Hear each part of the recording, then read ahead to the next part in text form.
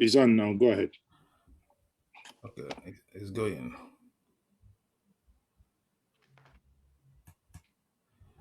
We also recognize the presence of Chief Val Ozigbo. I hope I pronounced it correctly today. Good evening, sir. Dalo, my people. Dalo. Dalo, sir. Welcome. No. We Thank you. also recognize the presence of Oroma TV. I've forgotten the real name, but Oroma TV is the one popularly know him by. You are welcome, sir. Oroma TV, all will just. Oh, more. Thank you, my brothers. Sorry, I have my grandchildren here. A bit of noise. Jeff, Dalo. Yeah, they won't know. Elomba, my brother, you forgotten me. Yeah, sir. Oroma TV. They were all Jeff here. Yeah, you are welcome, sir. Thank you. Because they are logged in with those who logged in with Galaxy A51. Can you please change to your real name? Dell PU's iPad, please change to your real name, because if we have any interruption, the first thing we will do is to remove all names we don't recognize. Because sometimes people log in and starts to cause trouble. So immediately that happens, we will remove any name we don't recognize. But so it's better that you log in with your real name so that we wouldn't have that problem. Thank you very much. So we will start now. Good evening, viewers and Nigerians all over the globe. You are welcome to Elomba Television virtual interview tonight. Our topic tonight is Biafra de facto customary government, the controversies between the Asari Dokubo group and the Biafra elders customary government. Our guest tonight is Mr. Emeka Emekesore Esquire. He is the chairman, governing council, customary government of the indigenous people of Biafra. Not quite long ago, a lot of Igbos and other Nigerians were startled to learn that a de facto Biafra government has been formed. We also learned that the de facto Biafra government has unanimously elected Alhaji Asari Dokubo as the chairman action group or caretaker committee of that de facto Biafra government. Upon inquiries, we were told that it is all pro-Biafra associations and groups that came together to form this Biafra de facto government. Immediately, people started asking questions. Does it mean that Alhaji Asari Dokubo is now the leader of all the pro-Biafra associations in Nigeria? Does it mean that all the Biafra pro groups are all in support of this movement? We know before now, we have had the indigenous people of Biafra, IPOB. We also know that we have the original Biafra elders customary government. So we have reached out to one of the main actors in the pro-Biafra movement in Nigeria to ask him what exactly is happening. So please, Emeka, sir, if you can please introduce yourself to our listeners. Welcome. Thank you, moderator. Thank you for the opportunity. You've said you've actually... Emeka, if you can please do something to your audio so that it's not quite loud enough. It's not loud? Or is it me? Is it loud now?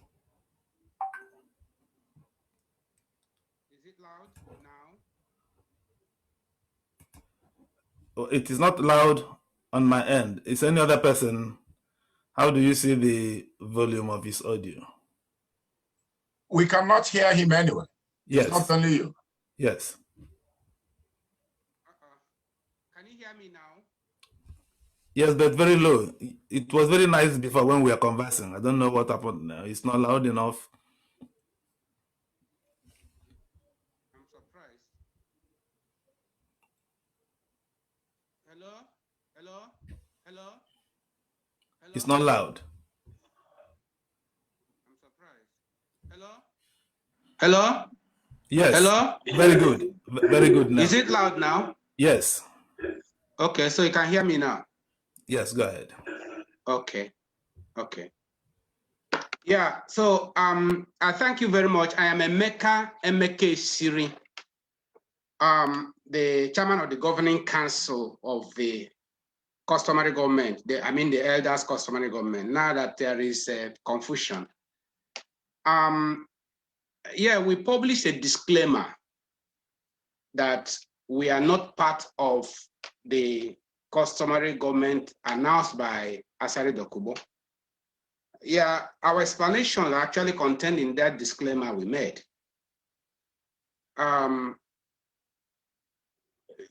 Yes, they are different now. I agree. They started a new form of customary government that is not what we agreed. Let me explain that there has been a call for a unity among the Biafran agitators. There has been a call, and we agree, yes, the elders started calling for unity since 2014. And of course, they said that we should continue to seek for unity and synergy among the Biafran agitators, and that we have continued that.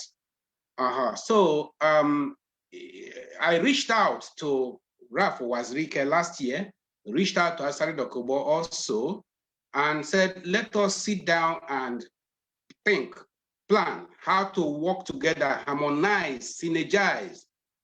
Unfortunately, it did not happen that way because the day we were to meet, Asari Dokubo said that he will not be able to come to Owerri to meet. And he said because of security reasons. Then I called Wazirike, said, okay, can we now go to Bayelsa since Asari Dokubo will not be able to travel to Owerri? Wazirike said, oh, that he's going to Okwe to supervise works in his university site. But rather I should now go to Bayelsa, and I should go to Bayelsa and discuss with Asari. Then after, I will now come and discuss with him. I said, well, this is not what we agree. Why is it that it's not serious or what? Is this thing, is it not serious? Something that we have to sit down and discuss and agree on how to work together in unity and synergy. So eventually we did not have that meeting. And later, Uchemefo called me and said they are forming a group called Reconciliation Group. I said, okay, that's good. Reconciliation is good. And so we came together to do a kind of reconciliation. What do we reconcile? How do we reconcile? How do we harmonize our activities? Good. We agree that, okay, all the groups should maintain their structures, but then how do we harmonize so that we work in synergy and in unity? Then that was, the next thing I heard was they have formed a committee called Biafra de facto customary government implementation committee. Okay, fine. I now put 5 questions. This implementation committee, who are the members of this implementation committee? 1. What is the implementation committee going to implement? 2. Which pro-Biafra groups are under this implementation committee? 3. Then the 4th one, what has been decided? Is there anything decided about the existing structures of all the groups? Then the 5th one, what about the existing structures like the government set up by different groups, like the Biafrans in abroad said they created what they call Biafra government in exile. Wazirike created Biafra internal government. Then we have the customary government, which the elders created, and registered under a deed poll of customary governance registered by Nigerian government. So how do we harmonize all these structures so that we will not lose the gains? There are some gains and successes achieved by the various groups, so we can build upon the foundations, on the gains and the successes already achieved. They did not answer me up to today. How do we? Then the next thing I heard was an announcement that they have created.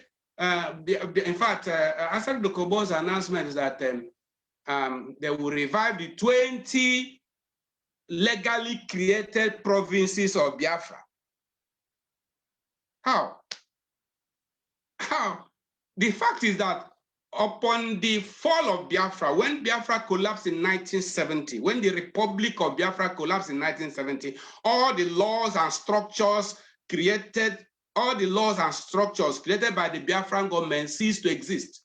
So those provinces created by Biafran laws, all of them ceased to exist.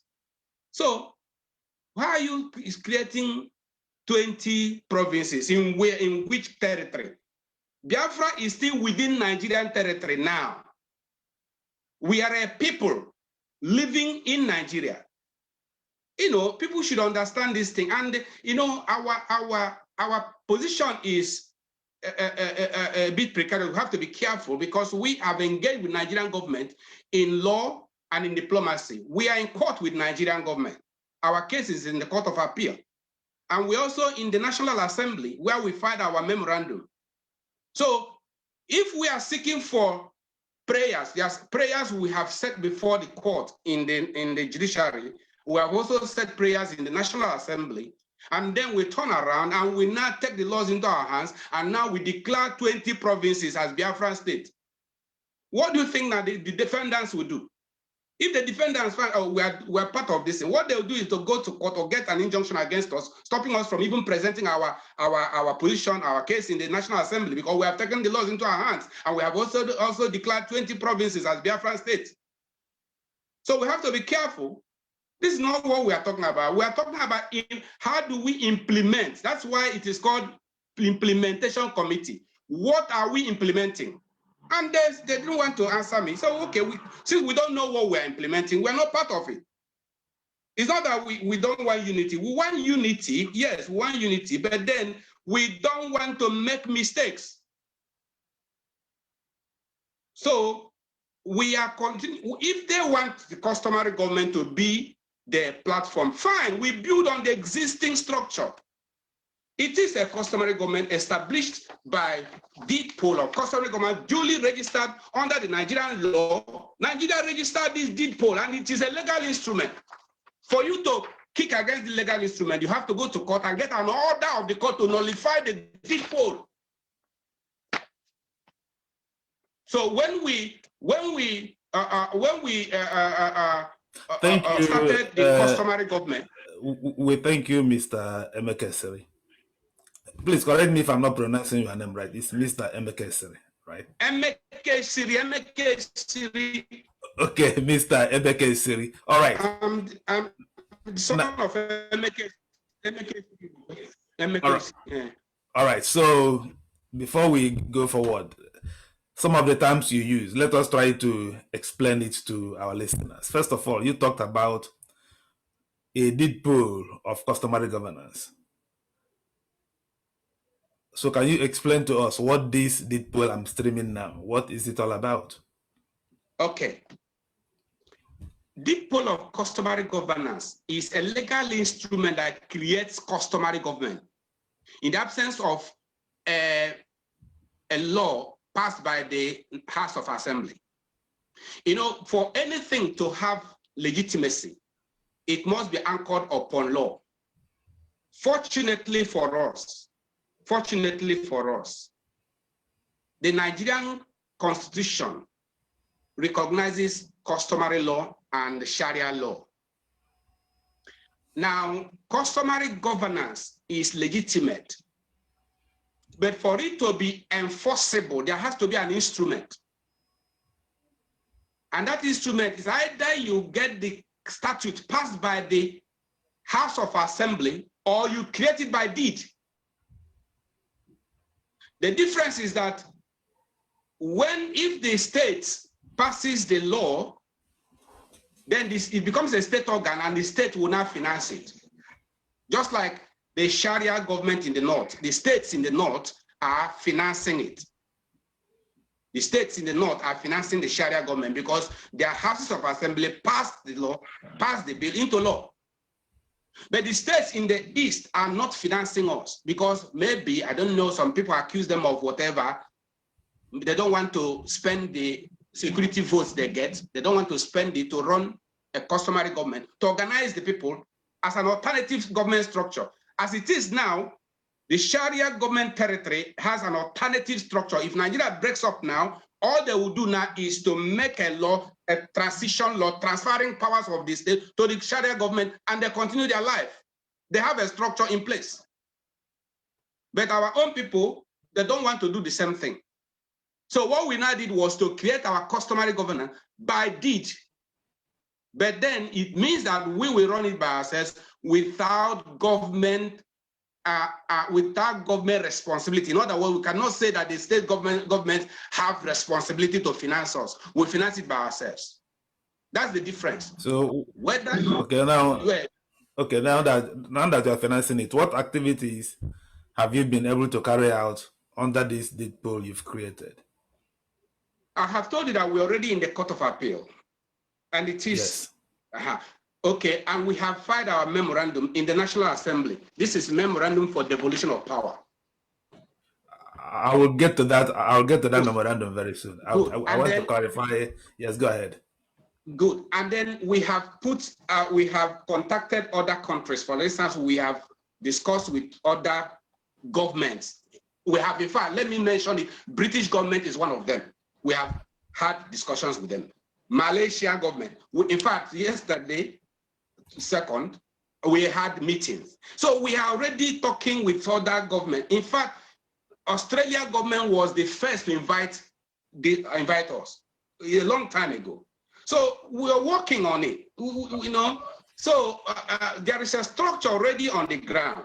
Okay. If we want to build, we build on the structure.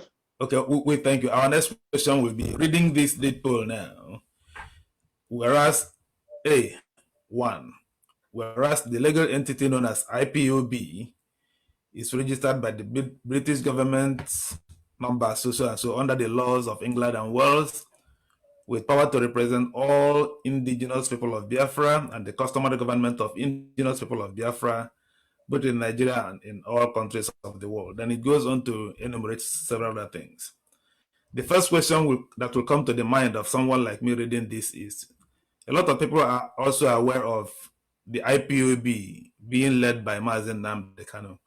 How is this? Is it the same thing? This IPOB mentioned in A1 here, is it the same IPOB that is being led by Mazen Nnamdi Kanu? No, it's not. It's not. What happened was, for those of you who know the story, Nnamdi was with us. Nnamdi came from Masob and joined us. And we felt that he had talents in broadcasting, media works, and he was put in media department. It was from there he now used the media power to do what he did, and said that the elders, he had dissolved the elders, and that he is now the leader, and so on. Well, that's a long story. I think people know about it. And the elders, you know. Yes, I just want to clarify this one. Now, if you will oblige us, let's go to the other matter which I'm stop screening. Okay, let me bring out the memorandum now, so that we also understand the. I think I had the memorandum initially. So that you were about to explain the memorandum, but I cut you short. But it's better to no, not this one. Okay, sorry. I'll get the memorandum. Okay, can you explain to us what that memorandum, because it's very interesting actually. Because it was talking about a memorandum submitted to the. Yes, I have it now. Please oblige me. Yeah. So that when people are looking at it, they will better understand what you are saying. So let me stream it now so that they will be following. All right, please explain this memorandum for devolution of power to us, please. Okay. Okay. The thing is that in 1994, the Biafra elders met at Enugu and created, drew a road map for our self-determination. That was when these 6 regions were created at Enugu. Before, it was actually made in preparation for 1995 Abacha conference. So they now sent Alex Ekweme, Desambakwe, and Odmebujuku, who presented our position. Fortunately, it was adopted and accepted. And the plan is that Nigeria will now be restructured into 6 regions. We succeeded. Ultimately, the regions will eventually be autonomous, and in future, any region that wants to gain outright independence can now pass the bill of referendum in its regional parliament. But for now, what we want is regional autonomy for Nigeria. We have now 6 regions. Now, if you look at this memorandum, you see it is marked without prejudice. It means that what we are trying to settle out of court, because the prayers we have in court, most of them are contained in the memorandum. So when we met with other world powers, and they said they will never allow Nigeria to break up. I just want to let you understand that Biafran case is not a domestic affair. It's an international matter. Many countries, powerful countries, are interested in whatever happens to Nigeria. And we have met with them, and they're all saying that they will never allow Nigeria to break up. So in our discussions with them, we now understood where their mind is going. They said they are willing to allow, or they are willing to support, let me not use the word allow as if they are, but they are willing to support restructuring of Nigeria so that every region will be autonomous, just like we have the model in Britain, where we have the 4 nations in one, Scotland, England, Ireland, West, 4 nations in one Great Britain. So such an arrangement, such a political arrangement or model will be helpful to Nigeria. So that is the thinking in the international community, because people, they are apprehensive of what will happen should Nigeria disintegrate.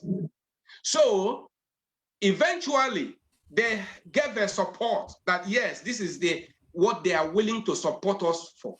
But Nigerian government was insisting that there will be no restructuring, nothing will happen, it should be as it is. Fortunately, some of the world powers put some words to Nigerian government that they should consider restructuring. So we were not surprised when the Senate now called for memorandum to restructure. If you look at that list they produced, items 2, 3, 4. Item 2 is on restructuring, devolution of power, coming from the Senate, that yes, they are willing to restructure, devolve power to the regions. Then item 3, 4, they are talking about fiscal federalism and allocation of resources.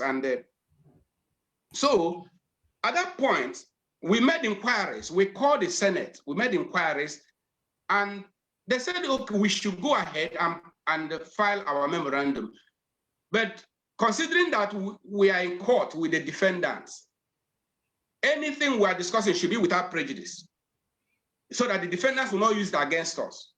So we now filed our memorandum, and at exactly what we are asking, we are getting it. We say, okay, if we get it from the legislature, it is still the same thing, because we now want to amend sections 1 and 2 of the Nigerian Constitution, section 3 of the Nigerian Constitution, section 162 of the Nigerian Constitution, then the Land Use Act, then the Petroleum Act, and then the Oil Minerals Act, and then Oil Pipelines Act. We want all those laws to be amended.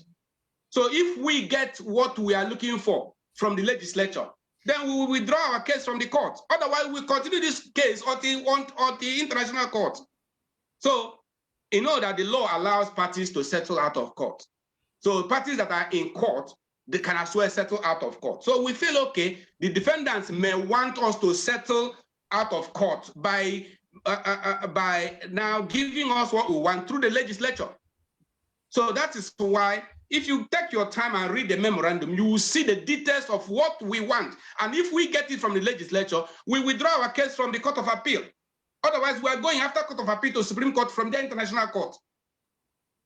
So the issue is that we want freedom within Nigeria first. That's the regional autonomy first, before thinking of outright independence. Because we considered everything, all the factors. We did feasibility and viability studies of the Biafra project to know what we ought to do now. And the only one that is feasible now is regional autonomy. Okay, we thank you. Now, I would like to ask some other questions concerning other groups now, because last week we are having a discussion here, and it appears that there is another group called Biafran Government in Exile. I don't know whether you heard of that one. That we have. Yes, I have heard of that. Okay, Biafran Government in Exile. Now we have also this IPOB, and now we have Biafra de facto government. How would you? Are you saying that to go for outright Biafra now is not possible, and that is why you opt for regional autonomy first? Okay, that's a good question. I said that we conducted feasibility and viability studies.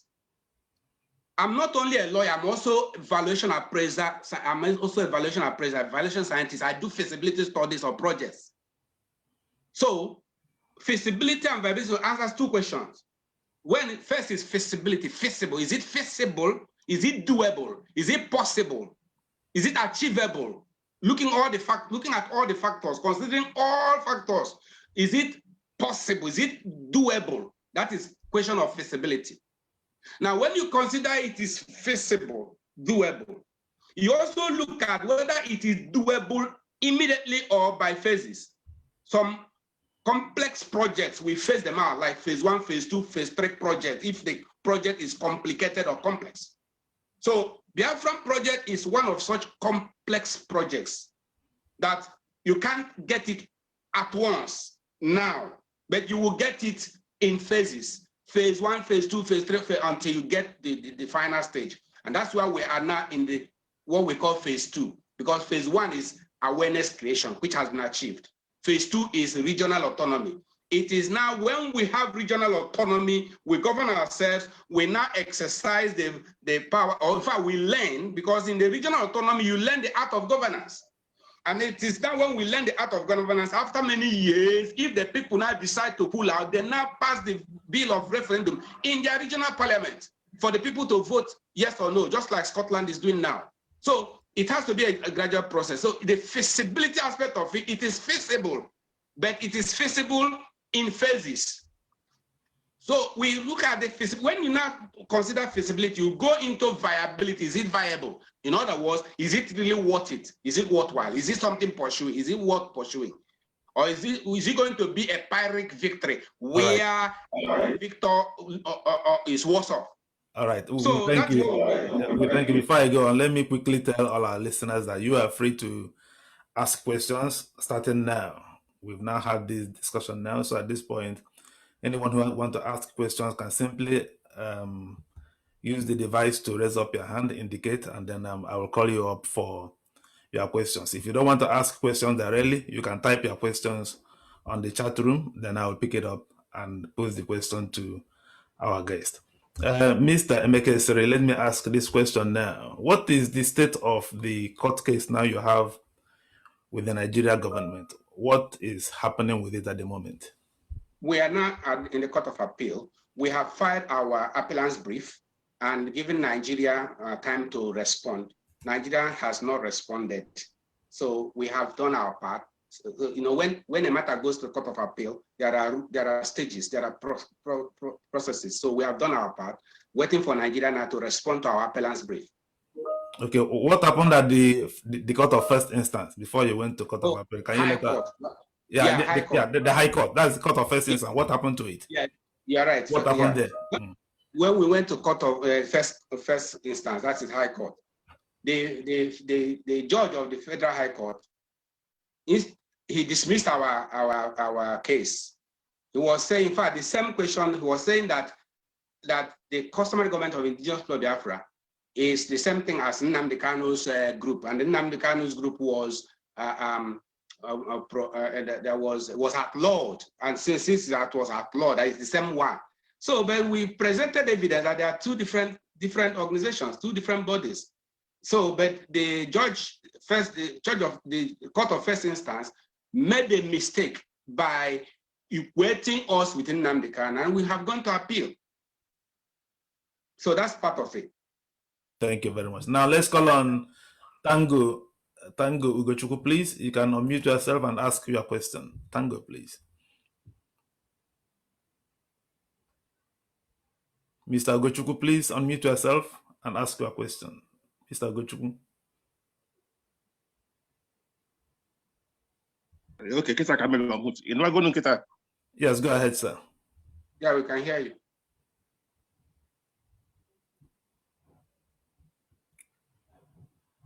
Kita. I have unmuted myself. Are you hearing me? Yeah, we can hear you. Okay. Barrister Emeka sir. Enwe mmadụ dị nchọrọ ịjụ nwanne m. Daalụ sir. Anyị ncha bụ Igbo, and ofe fia ka aba gara na-achụ. Oh, eziokwu. So, Biafra bụ nke anyị ncha. O nwere onye bụ beta Biafra na isi ọda. Mana ife na-agba ngharị bụ mụ na agụgụ m uche before ụmụaka anyị na-emekwa mkpọtụ ma ndị tọrọ ma ndị ntọrọ, abụghị m onye ọbụla kpọchafe okwu nye my editorial advice. Mana ihe na-eme bụ ife nchọrọ ịjụ bụ ife niile ekwu na-ege ntị. Can it consider possible when you are known judge, you are known enemy, they became your judge? All confusion anyway. But kind of maybe gasly. And they put about the enemy of the problem anyway. How do you hope that any good thing will come from them? That's all right. The first question. We don't think that we shall get justice in Nigeria. We only now say that Nigerian judge will give us justice. Only no in the dream world. Nigerian court will not give us justice. We know that. But the rule in international law, if you want to go for self-determination using the rule of law, the rule is that you must start within the jurisdiction where you are being persecuted. And if they deny you justice, then you go out to international court. We have other international court. Even ECOWAS court is an international court. AU court is an international court, even before going outside Africa. And in recent times, we have seen ECOWAS court and AU court giving judgments against Nigerian government. So the first thing is that we have to obey the rules. And that is, you have to start within the jurisdiction where your complaint is coming out. That is Nigerian jurisdiction. That's why we are there. Secondly, the importance of starting in Nigeria is to give us what is called judicial immunity. Judicial immunity means that when two people are in court, they are protected. Judicial immunity covers them, and no party will disturb the other one, arrest the other one, or molest the other one until the case is over. That is why all the Biafrans that are with us, none of them has been arrested or molested or abused by Nigerian authorities. Because if they try it, they will know it is against the law. In fact, there was a time they made such a mistake when we had our office at Owerri. They went there and arrested 2 of our officers. And they called me. I had to call the Attorney General of the Federation. As I was calling Attorney General, Ezozobo and Achuze, then they were alive. They were calling Asorok. But that is, they now, Asorok now and Attorney General, they said, they didn't know. They thought it is some Nnamdi Kanu's group. They released our officers immediately and apologized. Said they were sorry. They didn't know it was a mistake. Because it is against the law for a party in a case to go and disturb the other party when the case has not finished. So that is judicial immunity. That's why you can see me and the people with me. We go on the street. We are free in Nigeria. We go enter the offices of Nigerian governments and we argue our case front in their faces, and nobody will touch us because judicial immunity covers us. I agree with you that Nigeria can be lawless, but judicial immunity covers parties in the case. So that is a second advantage of it. Then there's a third advantage, which is also putting pressure on Nigeria. And that's why part of it is now they are calling for resolution of this case in the National Assembly, because they know they will be disgraced. So they now had to now say, okay, you can bring your proposal, you can bring your memorandum to National Assembly, so that if the National Assembly gives us what we want, we withdraw our case. So these are plans, strategies. Eventually, if we don't get what we want in Nigeria, we move out to the international court. But then before that time, something must have happened. And that's why the restructuring is now being drummed into them, and they want to do it. Okay, Mr. Ugochukwu, do you have a follow-up question before we go to another person? All right, if not, let's call on Mazi HTM Okoye, please. You can unmute yourself and ask your question. Mazi HTM Okoye. Hello, Barrister, how are you? Hey, brother, long time. I know. I've been listening to you, and I'm quite confused with regards to your contention with the Reconciliation Committee. You know, you and I, we've known each other, and we've had conversations in the past. But what confuses me is that I thought you're part of the leadership of that committee, but you're speaking as if you're an outsider being brought in to do a particular job, which to my knowledge, that is not the case. How do you square, because I don't understand your contention with the group, whilst I understood that you're part of the leadership of that group. So your questions that you're raising about what they should do, about the implementation and what the implementation has to be, are you not part of that leadership, or do you see yourself as an outsider? I don't understand. Okay. Now, if I was part of the leadership, why did I not see an address that was delivered by Asari Dokubo to say that we are creating, or we are now reviving 20 provinces of Biafra, legally created Biafran provinces, legally created by Biafra? How is it possible that we are in court? I am in court with the defendants, Nigeria. And at the same time, I'm saying that I'm creating 20 provinces to be called Biafra state, taking the laws into my hand. So if I were part of the leadership, why didn't I see that thing before it was announced? And you know that if we being the plaintiffs in the court, we are the plaintiffs in the court. If it is proved that we are in support of it, then it is easy for the defendants to go and get an injunction stopping us, in fact, striking out our case, or even stopping us from presenting our case in the National Assembly, because we have already got our 20 provinces of Biafra. So your contention is that you're not aware of the announcements or the plans that Asari Dokubo announced. Good. So if you want me to be part of it from the beginning, then I will know what you are doing. So we're not part of it. How will I now, tomorrow, the defendants will go and file an injunction against me because now I called the Senate. The Senate said they are now getting ready for us to come and present this thing in the public hearing. Then before public hearing, they'll bring injunction against us, so stopping us because we have created our 20 provinces. How will it work? To my knowledge, I thought you have representatives there that goes to meeting before that group was launched. There is representatives from you that goes to the meetings of these people, of the meetings of this reconciliation committee before the group was actually formed. Okay. Were they not? No, I never. No. The only thing we agreed was every group should maintain its structures. That's it. That's the only thing we agreed. And then the next thing should have been, now that every group maintains its structures, how do we now harmonize our operations? Then before that thing, we now had an announcement. You are creating 20 provinces, legally created provinces of Biafra. Which Biafra? You know that Biafra does not exist anymore. But we, the human beings, exist. You should always understand it, that the Biafra Republic has ceased to exist. What exists now, the human beings living in Nigeria.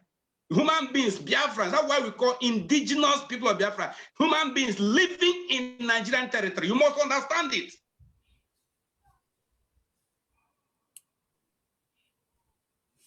There is another issue here, Barrister, which I wanted to understand, because you speak as if you. I don't understand this, because I believe that you understand what was going on before this get to where it is. Now, according to your own understanding, where do we go from here? How do you remedy the situation with it? Because we have to come together at the end of the day. Exactly. Like you said, the customary government, de facto customary, is legitimate. Like you said, is legitimate. So how do you remedy the situation if it's legitimate? There is foundation already laid. You build on the foundation already laid. You don't destroy that foundation, you build upon the foundation already made. So how can that be done? How can that be done? How can that be done? How do you do that? Good now, that is it. Then you now start, you go back to the original, go back to the foundation and now start implementing what the original said, which is what we have.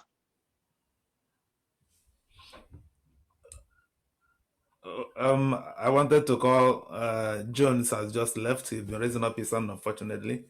We have some questions on the chat room, which I would like to read out. The first question is, how many Biafra are we talking about now? It looks as if there are so many Biafran organizations in place. There are also so many IPOB organizations as well. So how many Biafrans now are we talking about? Do you have anything to say on that? That is the question I asked. In fact, I asked five questions. How many pro-Biafra groups have come under this implementation committee? And how many are there? And then what is the implementation committee going to implement? What about the structures already in place created by the groups? How do we harmonize them so that we build upon the successes and the gains already achieved? These are some things that have to be agreed on. You don't just come and announce that you have created 20 provinces of Biafra state in Nigeria.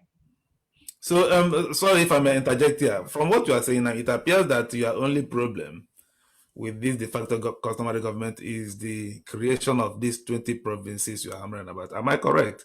I think that is the import of Mazi HDM question as well. Is your problem just that this caretaker implementation committee went ahead and created these 20 provinces, which in your view is not legitimate, or that you are not being carried along, or what exactly is your grouse with this implementation committee? We have already stated it.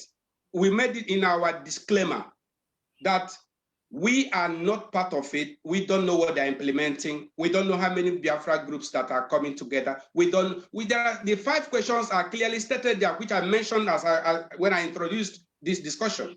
So, and we cannot do anything that will prejudice and jeopardize our case with Nigerian government. We're in court with Nigeria. We're in the National Assembly with Nigeria. We will not do anything that will give them opportunity to knock us off balance.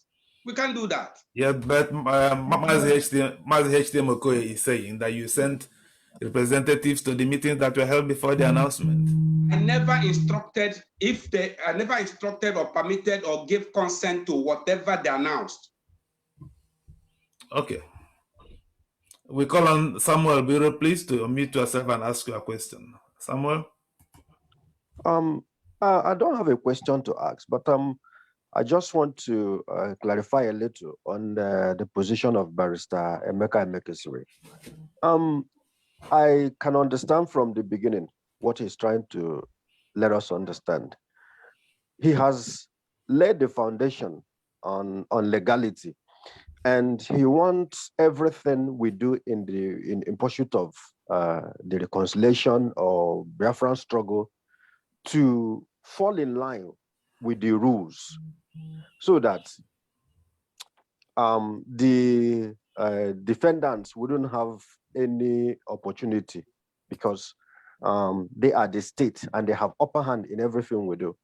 So whatever, I believe that whatever we should do should be in line with the laws of Nigeria, because there are loopholes. And I still remember my law background says, Lord Magnotin says, I see nothing wrong in law when a prudent businessman utilizes the loopholes in law to enrich himself. So we should be able to use the loopholes in Nigerian law to advance our struggle.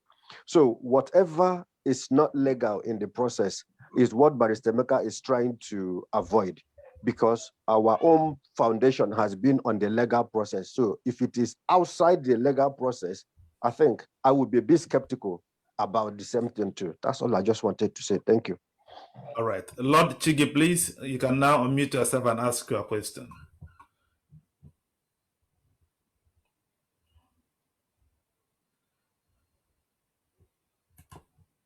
Lord Chigi, please unmute yourself and ask your question. Yeah, hello everybody. Good evening. Thank you very much, Ben, for yeah. Thank you, Daniel Lumba, for organizing this. And then it's my pleasure to see Emeka here again. We had a nice time in our school a couple of this yeah, thank you. So that's good. It's good to see you again. Thank you. So my question, I have two questions. Number one is what importance you place on the name Biafra that is making you to insist on using it? Because now we have Namdekano's group and we have Asari Dokubo and then yours. You know, you get that was one of the problems he had in the High Court, and then appeal court may still, because they will rather probably find it easier to model everybody together, and then it's easy for them. You know, so must still be Biafra the name. You know, that's number one. Then number two, can you give us an example of countries that have successfully pursued the same line of action like you? You know, I overheard you talking about deed and stuff like that. So has there been a country that did that successfully and drove it to fruition? Thank you very much. Okay. First one is the name Biafra. Well, many people are averse to that name. Many people want us to drop that name Biafra. But we will not drop it. You know, there's something called balance of power. There's something that makes your enemy to be apprehensive, to be afraid. And that name Biafra actually makes Nigeria to be afraid. And if we lose our right to the use of the name Biafra, then that thing that keeps them sleepless, that makes them not sleep, that thing will be removed, and they will now calm down and say, after all, nobody is talking about Biafra anymore. At the moment, some people are saying Biafra is a metaphor. A metaphor in the sense that Biafra now connotes freedom, justice, equity, fairness, you know, metaphor. Some people, in fact, recently, Chido Nwangu wrote a book, We Are All Biafrans, which Atiku Abubakar wrote the foreword for. We are all Biafrans. In other words, Biafra is like a metaphor for freedom, peace, equity, justice. But we say it goes beyond being a metaphor. It goes beyond being a real identity for a people. We argued it in court that Biafra, what ceased to exist was the sovereignty of Biafra. The Republic of Biafra ceased to exist, but the individual, the human being, did not cease to exist.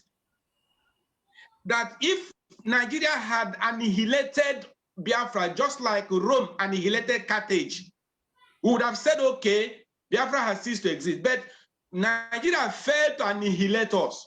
And if they fail to annihilate us, then the remnants of the land are the indigenous people of the land. That's why we are called indigenous people of Biafra. The remnants would now succeed. And in fact, the law of Nigeria says the remnants of the land will now have the right to self-determination. So, apart from being a metaphor for justice and fairness, it's also identity of a people.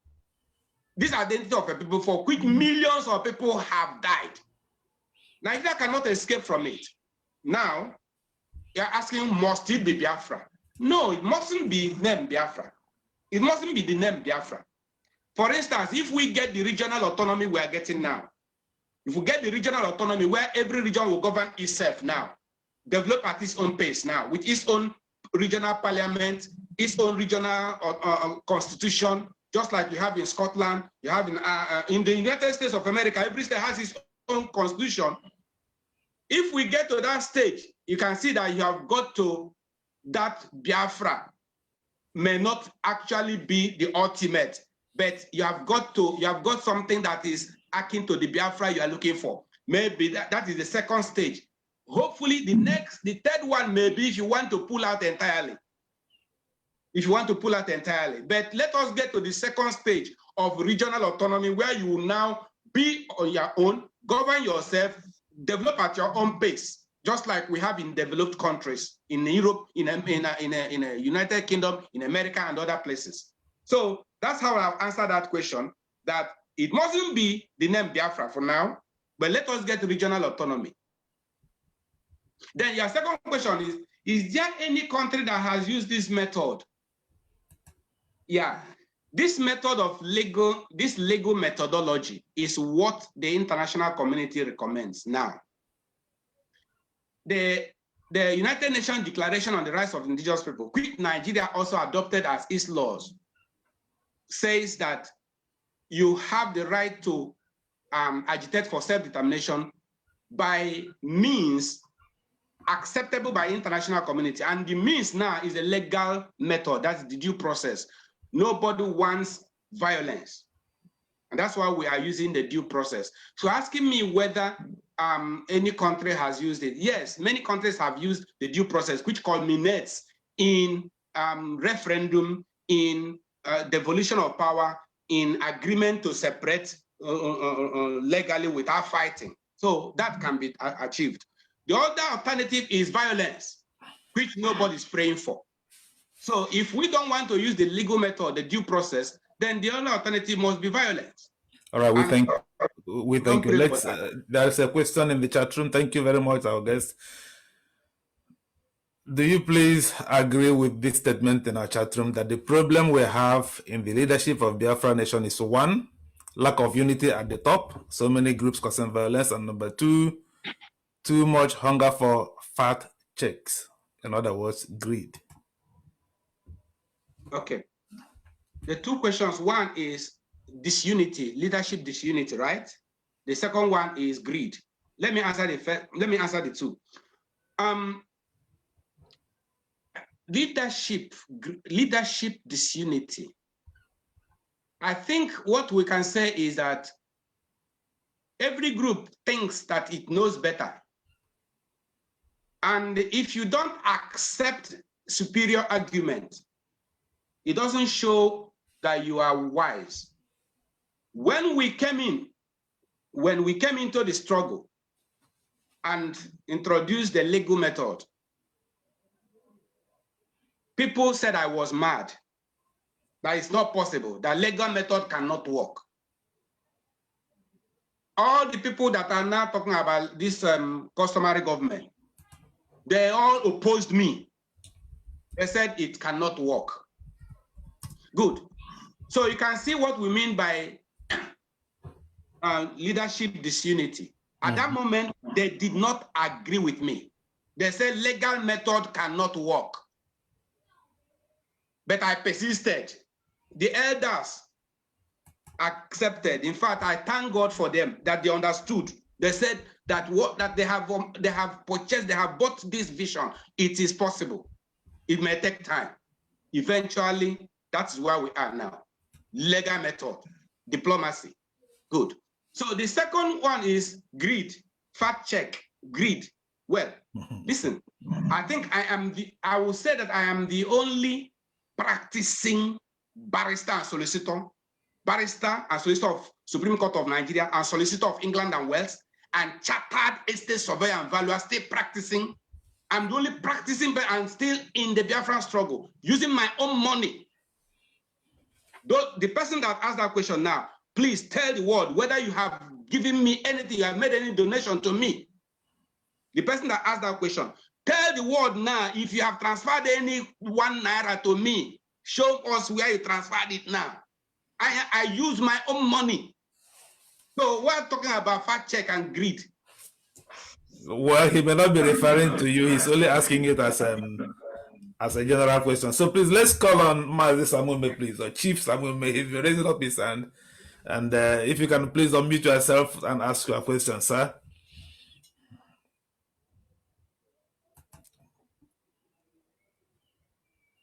Can you please unmute yourself, sir? Can you hear me? Yes, sir, I can. Yeah. Because actually, I'm assume oyibo na-asụ na-eme m na ya dị ka ma dị ime. Ana m direct my question to Emeka.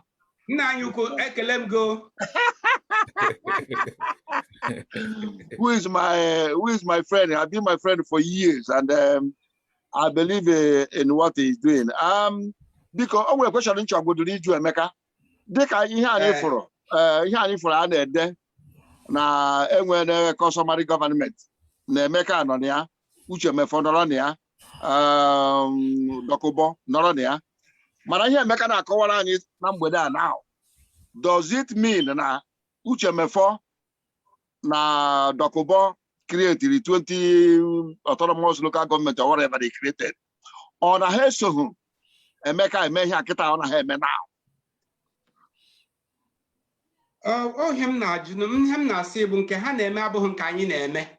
Ka m kwuo n'Igbo, nke ha na-eme abụghị nke anyị na-eme. Right. Nke anyị na-eme nke ndị elders kwadoro from the beginning, from 1994. The elders dere the map, nye anyị map, nye anyị na-eme. Yes.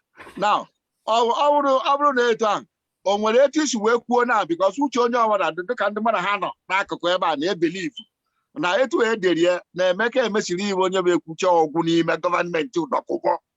Na uche abụrụ sir. Okay. Yes, sir. So na Emeka emesiri na Dokubo na Uche Mefo nọ ha na-achị this customary government. This is the belief as at the time Munga John did this something now. Most people believe. Mana ihe na-akọwazi na-egosi na ikwuzi iche na Uche Mefo na Dokubo esoghị na ihe anyị na-eme now. So ihe na-ajụ o wee na-etu wepụtakwa na n'ụwa gwakwa ụwa sị na ihe edere afa gị na ịnọ nwuti ndị ada gara ha nọ because na ha ekweghị na ihe otu kwuru.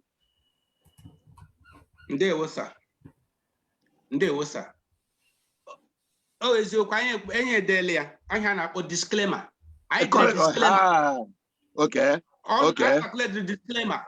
Onye ndị nọ na igwe ji kpọọ m sị ka ha jụọ m ajụjụ ọnụ na ha hụ disclaimer anyị de. Okay. Biko ewe n'iwe ihe mere ewe ọ bụ onye ji teta ụra ọhụrụ ụtụtụ ya na mụnwa amaghị. Now, dịka ije anyị na-eje na mụnwa na onwe m ọ bụrụ taa ka mma onye ewe na ihe ị na-eme kama na ihe mere ewu dịka anyị na ha ekwu na mgbe ibido ihe lekọ gọọmenti ihe a na people na-ata ịghọta. Yes, mụnwa witness just like mgbe ebidoro redio ndị jizi ndị ati redio were akpa ego they are against ndị bidoro the radio which you know about. So which you know about. Now, ọ bụghị ofu ụzọ ka esi aga Lagos. Yeah. O dependere nke ịma. But na dịka nna m na-agwa m sị m na ọsọsọ Chineke m onye na-aga ụka. So na ihe local gọọmenti ihe local autonomous anyị na ha ekwu na fine. O nwere mgbe ị kpọrọ Scotland aha. Scotland enwere independence, nwee constitution nke ha. Wales nwere their own constitution, nwee their own flag. The same thing with England. The same thing with Northern Ireland. Before had you cut on, we're not at the West, half form more united country. Barcelona, Kavogin na Spain, where their own country, where their own independence, where their own constitution. Before our match cut on, Marankanyi Wundibo, nke Biafra, not Diche. So, also, which you know very, very, very well, because about 5-7 years ago, in Nigeria, we come on a number of meeting. Go hold a mother canon and Igbo. Now, also, I guess you get what they have in terms of politics. But here now, look and do when I was as a cancro baka. Malakwa na shukwa. No one had a tea no qua. No one a tea he had no qua haga. So now here in a one of them quaduria, plus in the for it to a semi. Mananda de me and Kekota Nair. Now, go on a tea that let us face the truth. So now here I come away to is a cover and money. The guy got a happy. So my baby, it go now. Now here Dokubo, na which me for, na give one own not talk a dip to the Queen has one account. Fine. All to go clear now. All right, well, thank you. Thank you. Okay, let's call on Njenje Media TV, please. If you can unmute yourself, Mazito Chukwu is okay, please, to ask your question.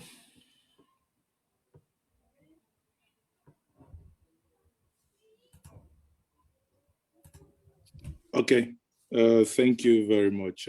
Thank you, everyone. Emeka, Ekenemgi.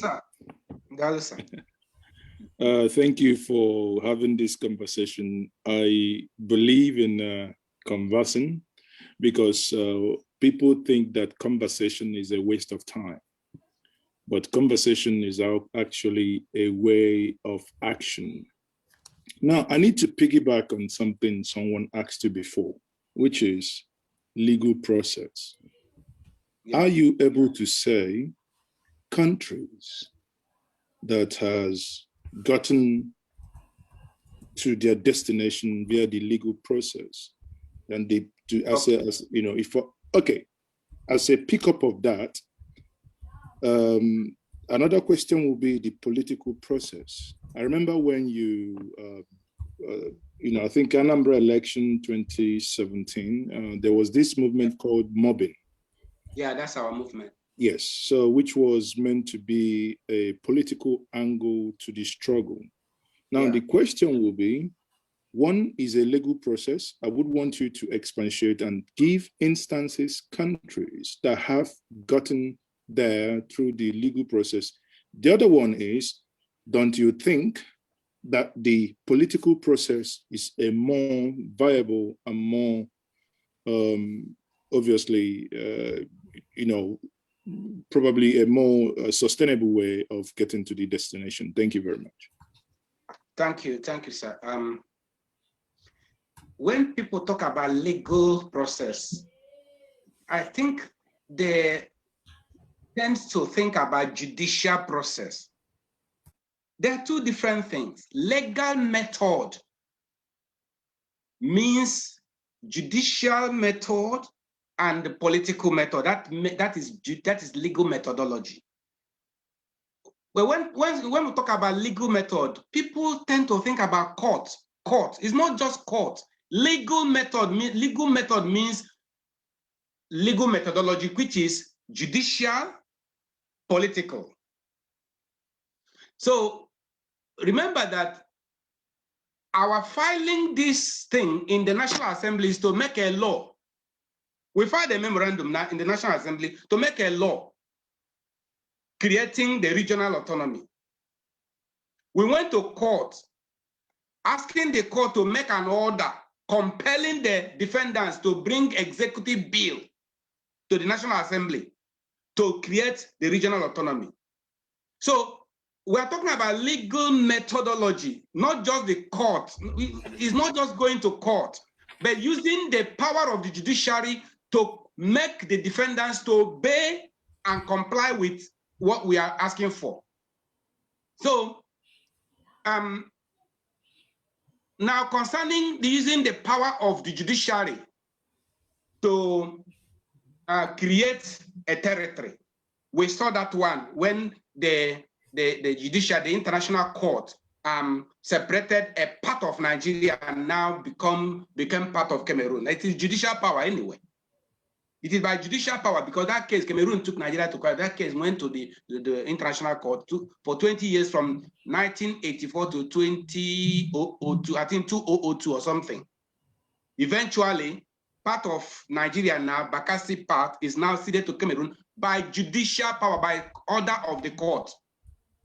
That is an example of what the court can do. But at this moment, what we're asking the court to do is an order compelling Nigerian government to bring a bill, executive bill, to the National Assembly.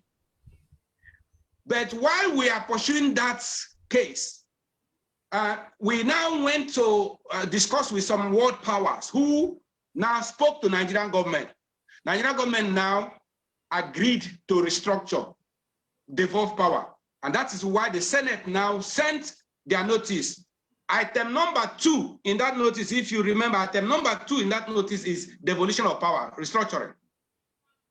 And then they now advised us to bring our memorandum to the National Assembly. And if they grant it, that is the same thing. That's legal process. Legal process does not mean only court order, but legal process, going through the law. So the legislature, the National Assembly makes the law. It's still a legal process. That is on that note. Then the other one is mobbing, political arm. Good. We said, okay, we are Nigerians and we have the right to participate in Nigerian politics. And we are Biafrans and we have the right to identify ourselves as Biafrans in Nigeria. That was another problem we had.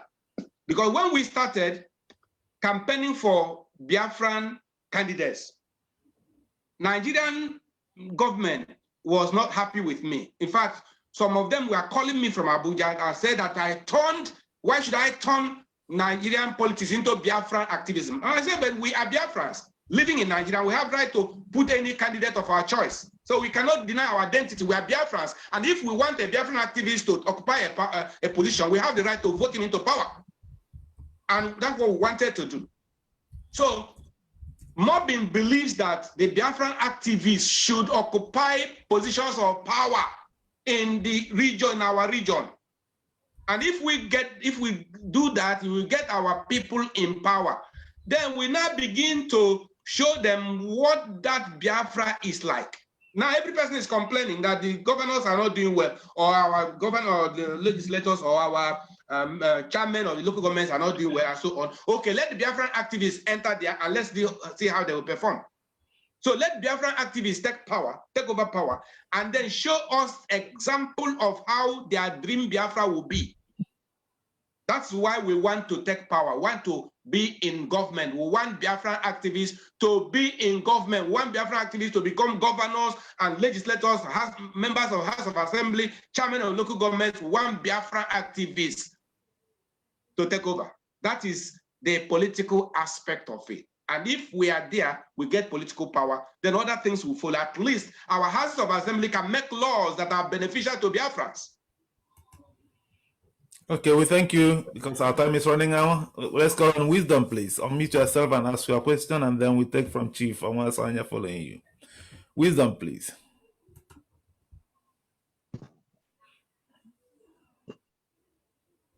Hello, can you hear me? Yes, we can hear you, sir. Unmute yourself. Thank you very much. Who is unmuting you? Who is muting you again when you've already started? Please unmute yourself again. Can you hear me now? Yes, I can hear you. So thank you for having all of you and having me here. I am very happy to hear this discussion because without us discussing amongst ourselves, we will not be able to arrive at a kind of a template of what we need to do. Just like this Sam said, there is no one way of going to Lagos and Abuja. Some can go through different directions depending on where they are. So what I wanted to say, Barrister has just said it now about the political process. Okay, you can see like this I mentioned about Scotland and Wales and all of the nations that made up the United Kingdom. Well, these nations that are still agitating to be independent of the United Kingdom, even though they have autonomy. So they were actually conquered by the English kings and forced into the union of the United Kingdom. They didn't come together to agree to be in the United Kingdom. They were English kings actually fought against the Scottish monarchy and conquered them, subdued them, and brought them into their nation. And then they formed to make peace.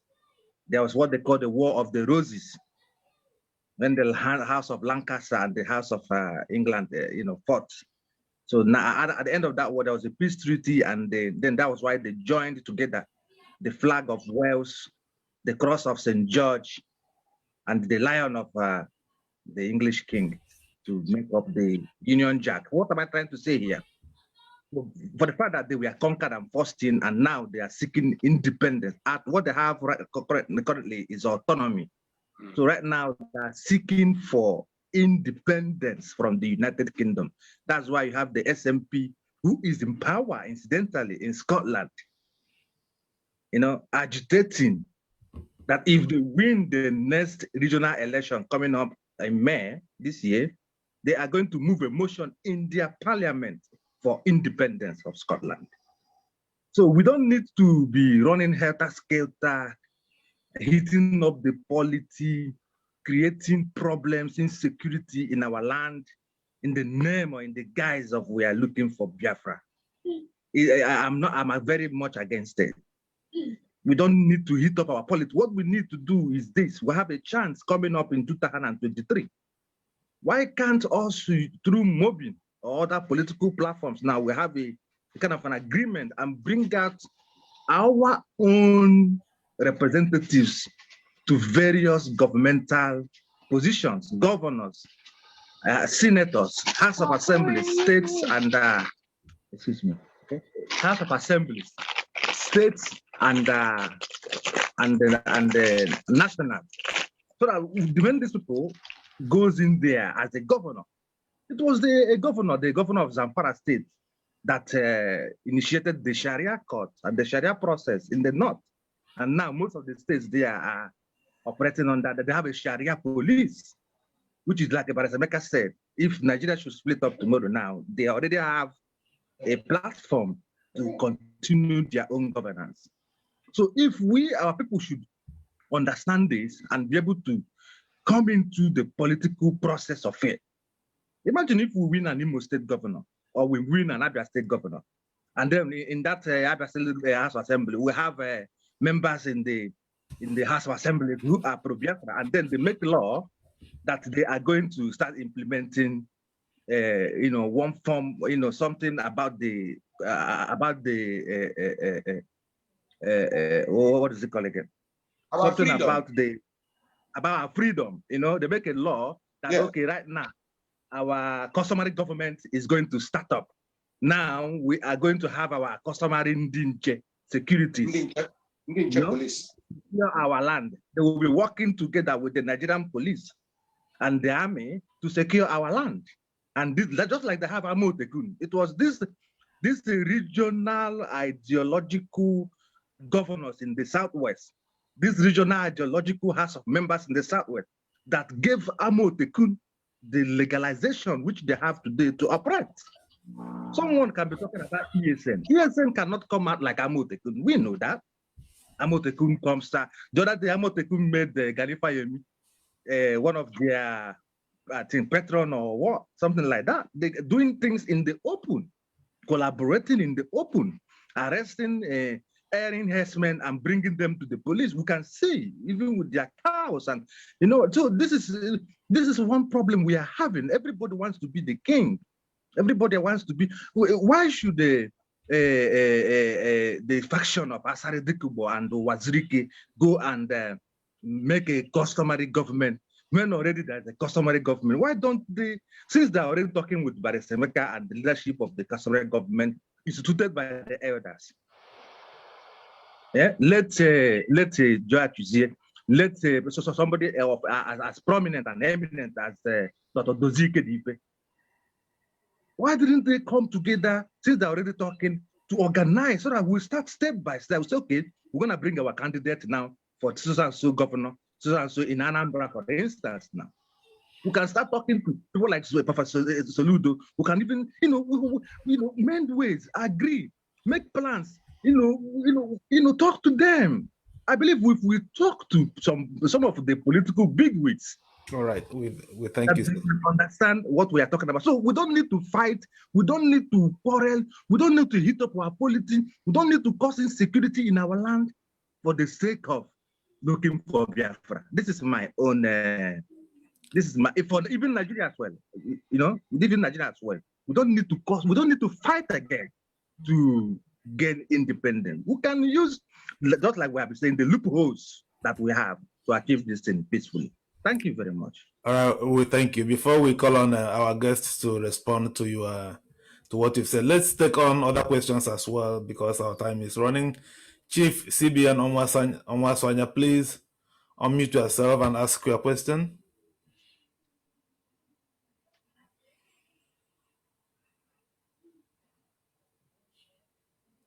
Please unmute yourself.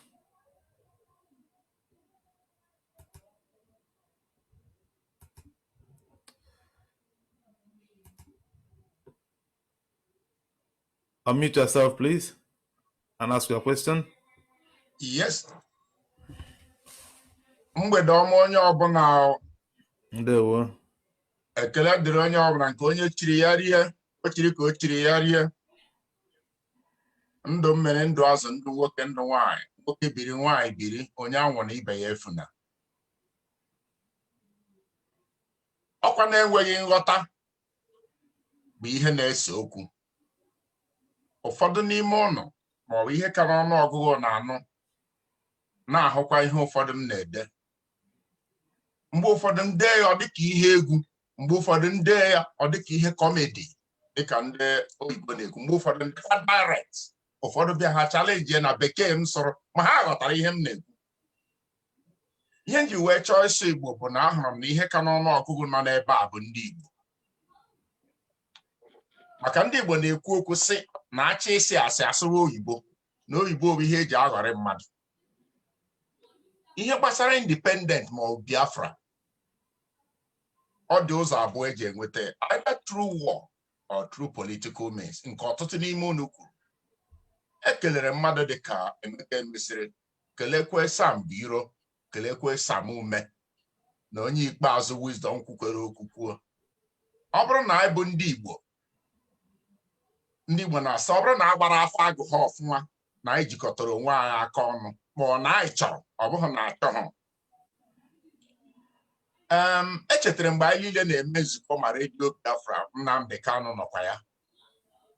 Asị nkwuo, ọtụtụ n'ime ụnụ ma Emeka Emesiri asụ na ndị sisi hapụ Nnamdi hapụ nsị na Nnamdi Kanu ga-emebi Biafra na egwu a na-agba ọ ga-ayaghasị ya.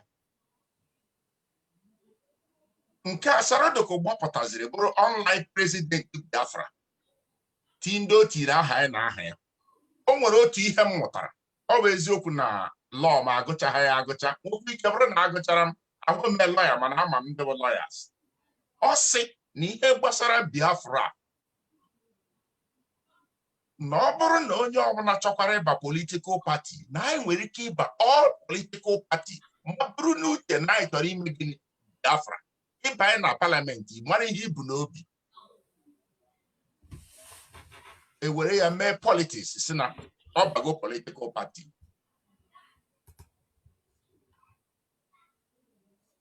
Ọ bụrụ na anyị nwa bụrụ ndị Igbo, ọtụtụ ndị n'obodo ndị ọzọ ma ọ ndị Hausa Fulani nwa ihu ma azụ, enweghị onye kwuru kwuo nke ndị Yoruba, ha haziri ya ahazi jikọta aka ọnụ. Onwe obodo ga-asị na ha mere ihe ọjọọ, ma mmadụ biri na comfortable zone inye ụmụaka sị ya ha pụọ jee challenge authority na ha nọ n'ime ọhịa. Nke a bụ mmadụ ime onwe ya criminal, onwe defense at all. Onweghị ebe a ga-agbado ụkwụ. Iwusi ọbara na-ewute m rinne violent na-ewute m rinne bụragodu n'obodo a imepụ mmadụ ọbara ofu onye nwụrụ onye isi obodo a ga-ajụ ajụjụ ya mana dịka nna m na-atụ ilu sị n'obodo na-amaghị ihe eji mmadụ eme na aja ha na mmadụ ha were sụọ ndị a na-edinye ụmụaka ha ji eje lụwa ọgụ isi ene na ha na-achallenge authority ma ha bi na comfortable zone. The former president of Nigeria, Nnamdi Azikiwe, na onye na-amaghị ihe na-achallenge onye bụ egbe na-abara ya mba mgbe egbe ahụ ma mgbe ọ dị ya ma mgbe adịghị ya. Ike ha nọkọta na-abara authority mba si ya kịtịkpa gba ukwe gị nne gị nkwa nna gị nkwa. Isi na bekee anaghị eme ihe a jụọ gị taksị nna gị na ha akwụghị taksị ọ ga-agba authority ha ji pawa mana ọ bụrụ na anyị ma ihe jikọta onwe anyị aka ọnụ wetuo obi ala anyị ga-eme ihe niile a chọrọ. Achọọ Biafra 3 na 5 a ga-enweta maka na Biafra kịta online Biafra karịrị 17 ọ bụzi ihe eji akpa ego. Ị gaa na house Google ọ Biafra ịhụ kọmpani Biafra dị iche dịka ndị Igbo na-enwe forming. How can you unite? So many Igbo organizations. Na London nke a enwere more than 100 Igbo organizations. How can you fight? Di na nwunye nwere enyi na enyi nwere onye kpe ibe na phone or form one ga-esu okpokoro Igbo nnele. How can you do something? Ọ bụghị otu ha ka ndị ma Scotland na ndị kwuru si wee mee. Ihe m na-achọ ha bụ ngwụsị ọbara ọ ya ka m ga-ede ihe m na-ede. Na amago m apụtago presidential aspirant 2023 onye si na okukwe ya dị mma na all these recycle politicians edemego m 5 billion pounds to challenge any recycle politicians ga dị clean many forensic accounts. 5 billion or 5 million? 5 billion pounds, British pound sterling. I'm not joking. Any recycle politician will agree forensic accounts and win. I will surrender my presidential aspirant 2023. And I'm going to give 5 billion pounds. I need Nigeria to be great. Biafra ka achọrọ. I need Biafra, clean Biafra. Biafra na agbabu mmadụ na-egbu isi ọbara. Igbu isi ụmụnna gị oje echiwe onye. Okay. Thank you very much, sir. Finally, we take question from Mr. Obidi Obienu, please, and then we go back to our guest. Mr. Obidi Obienu, please, can you unmute yourself? Okay, thank you very much, the host, and thank you for all the speakers. I joined late, but I came in when Barrister Mecca was speaking. And when he said a lot of things that he said, yeah, that's why I said I'm gonna ask just a question to him. I wanna find out if Barrister Mecca can tell this forum if he's not aware of the implementation committee for Biafra de facto government, customary government. That's a question for Barrister Mecca, because he's pretty, let him answer that question.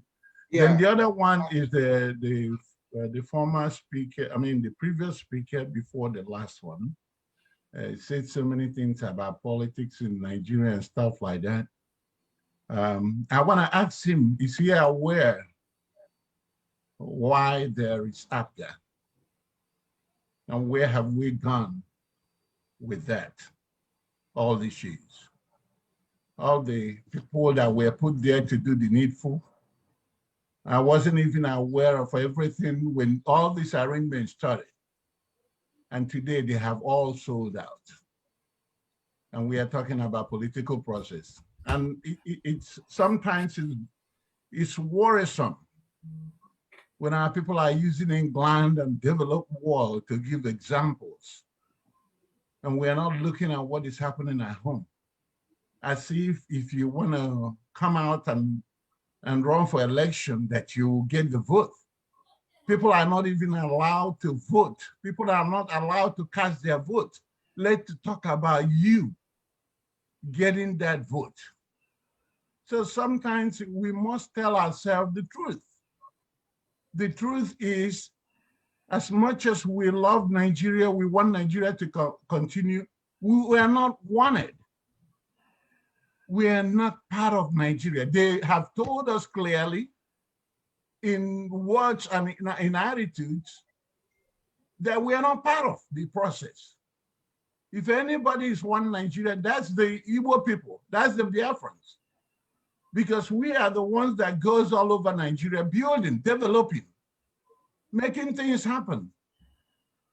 And what do we get intermittently is destruction of properties and telling us go back to where you come from. And it's sad that people who should be talking in the right direction are here lying, denying of things that are physical there. You can rightly see that happening. Last election, the Igbos were denied to vote in Lagos. And we're here talking 2023. I mean, I can understand the frustration of people, because that's the frustration that the people that consider themselves leaders are not doing. They're not leading. They are leading based on their pockets. So we must tell ourselves the truth. Unless we'll all perish, it doesn't matter how long. It's just going to keep creeping in until it gets to a point that probably we know. I'm not in support of anybody that is talking about, fighting or doing all kinds of drama to get money for their pocket. But we must tell ourselves the truth. And I heard people talking about Asari has made himself president of Biafra. He did not. It was clear on his maiden broadcast. I think Brother Elomba, the presenter, if I'm not mistaken, you were the one that came in the other day on the 18th of March and asked questions. This is implementation committee. Show yourself available. If the Northerners have customary courts, Sharia, the Yorubas have theirs. What is wrong with us? Why can't we be respected for who we are? Does Biafra take somebody's food on the table? We are not looking at just mentioning Biafra and you are being killed. And we are talking about all kinds of things that we are going to do in Nigeria. We must tell ourselves the truth for us to get out of this mess. Otherwise, the roads we are building right now is going to consume all of us. It's just going to take for a while. Thank you very much, my brother. And thank you for the opportunity given me. All right, so let's allow our guest now. I hope he will remember all these comments. And so please address them one by one. Yeah, actually, the first question is for me, directed to me. The other one directed to somebody who talked about 2023 election or politics and so on. But then the first question is, am I not aware of the implementation committee? Yes, I'm aware of the implementation committee. And that was why I asked the questions when it was being formed. I said, who are members of this implementation committee? 1, 2, what is the implementation committee going to implement? 3,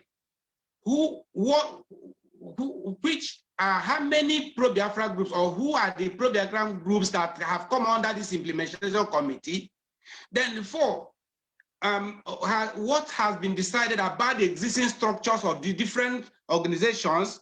Then 5, what about the government created by the organizations like the people in abroad that have Biafra government in exile, or was a group that has Biafra internal government, and our own that is customary government, which the elders created. So how do we harmonize these things? Then I said number 2 is very important. What is the implementation committee going to implement? So this question, each time I ask this question, these 5 questions, each time I ask these 5 questions, all I will receive are attacks and insults and they're calling names and things like that. I said, this is not right. We need to understand what we are doing. There are the organization, the different groups have achieved some successes, some gains. How do we harmonize and build upon the foundation already laid so we don't lose? We can build upon the successes of the gains already achieved by various organizations. How do we harmonize this thing? Each time I ask these questions, all I will get to call him bad names and things like that.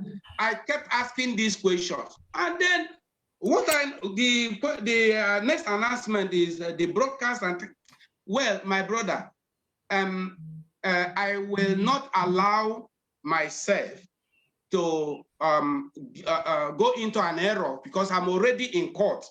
Like I have told you, I'm a practicing lawyer. I'm the only practicing lawyer that is a Biafran activist. What I mean by practicing lawyer was that I feed from law practice.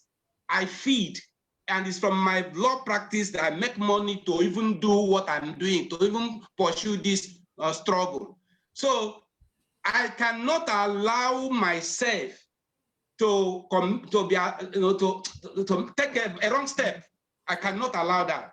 So I don't want to give the defendants an opportunity to hit me below the belt because I was still in court with them.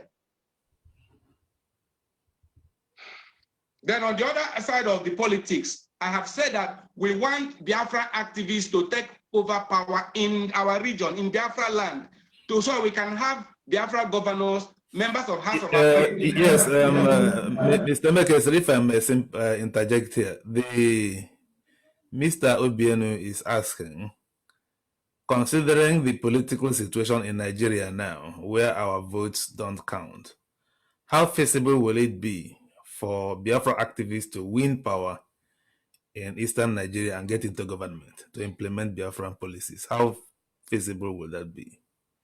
Okay.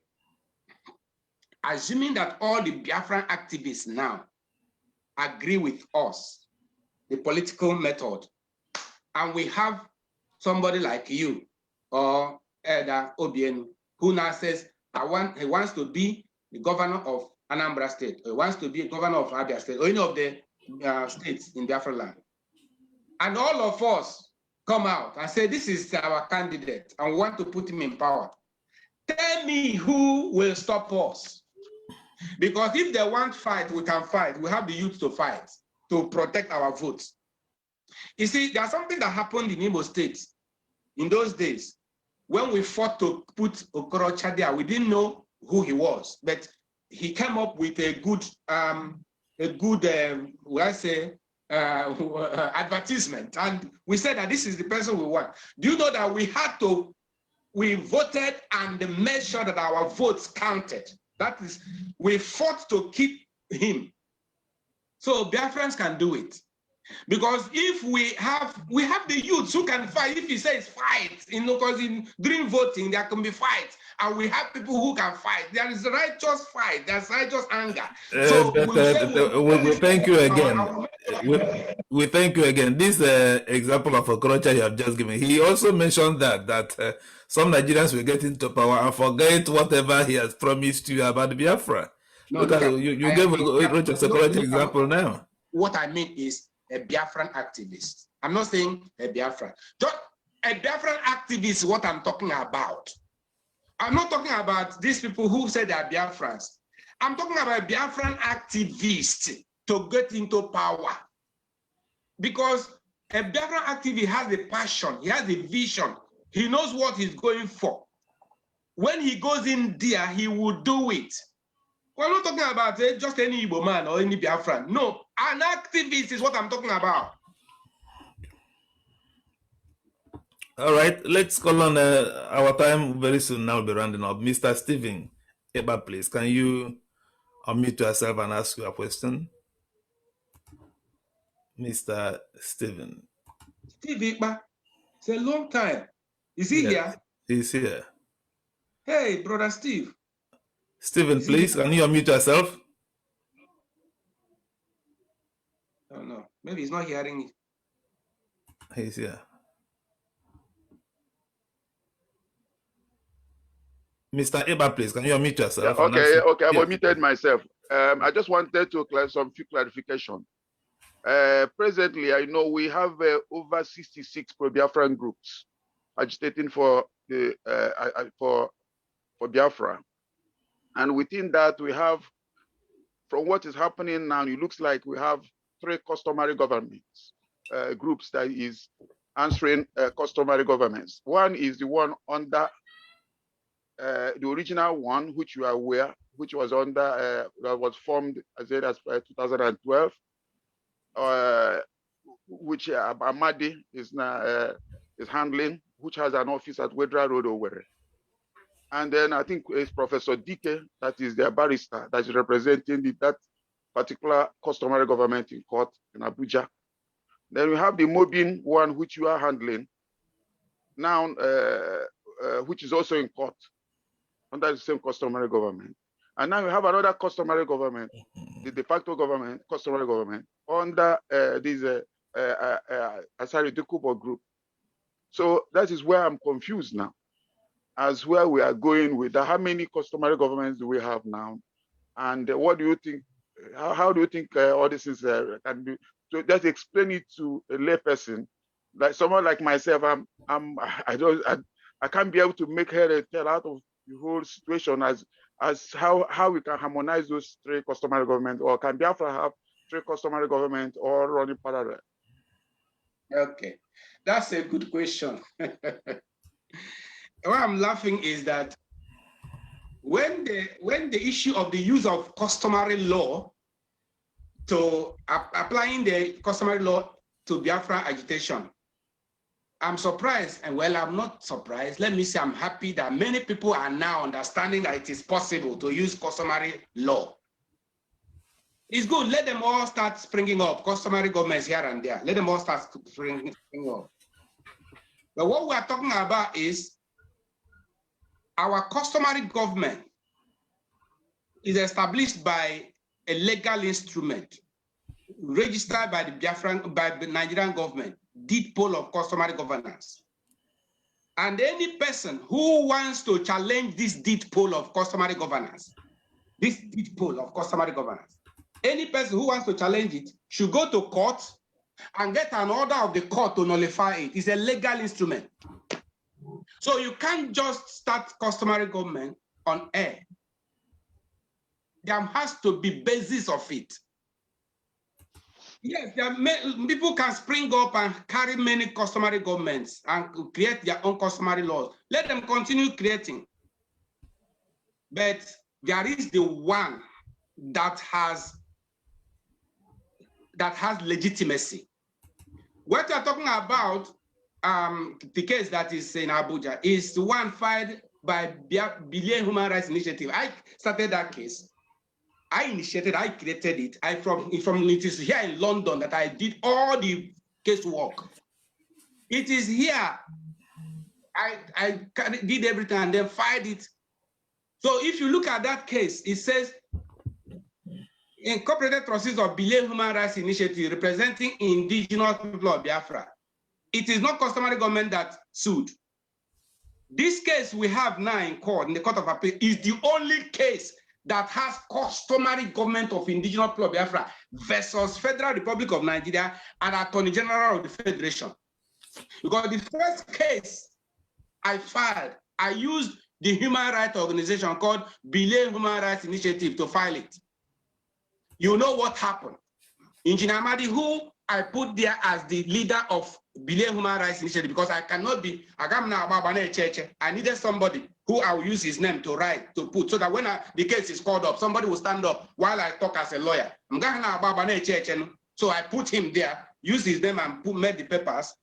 Now, eventually, he's the one now who they all ganged up and pushed me away. No problem, go ahead. So that case is between a Billion Human Rights Initiative representing indigenous people of Biafra versus Federal Republic of Nigeria. It is not customary government of indigenous people of Biafra versus Federal Republic of Nigeria and Attorney General. So there are 2 different things, and the issues in the 2 cases are different issues. So that is the problem. So the one of Asari Dokubo, you have heard what I said, that yes, when we were talking about coming together to agree, unite. I was the person who took in the initiative. I called Wazirike, called Asari Dokubo, said, let us meet at Owerri. And then Asari Dokubo said, oh, that he cannot come to Owerri because of security reasons. Now I called Wazirike, so okay, well, let the two of us go to Bayelsa State and meet. He said, oh, that he's busy with he's doing supervision of works in his university at Okwe. But that I should go to Bayelsa and meet with Asari. And after meeting with Asari in Bayelsa State, then I should now make a time and come and meet him at Owerri. Then I'm coming from Enugu. I said, why? We are three of us, we have to sit down and talk. So now I said, okay, see, since there's no time, you people are too busy. The other, so okay, that means we can't meet. Then that is, before this, you have to sit down. There are existing structures already so that we can sit down and harmonize how to work together. So there can be blunder. I will not allow myself to be railroaded into blunder. I cannot. I'm a lawyer practicing both in England and in Nigeria. And I have practicing certificate, which I don't want anything to happen to. So I practice this law, and I am a Biafran activist, but I am careful not to breach any law. So the customary government, which I am talking about, is the one that's the original one, which I create by the grace of God. I created it by my own writing. Every lawyer creates and puts his seal. The seal there. Every lawyer has a seal. So the one you are running, who created it? But under what legal instrument was it created? You can create more customary governments if you like. Okay, let's call on Captain Casimir Wafa, please. If you can unmute yourself and ask your question, please. Casimir.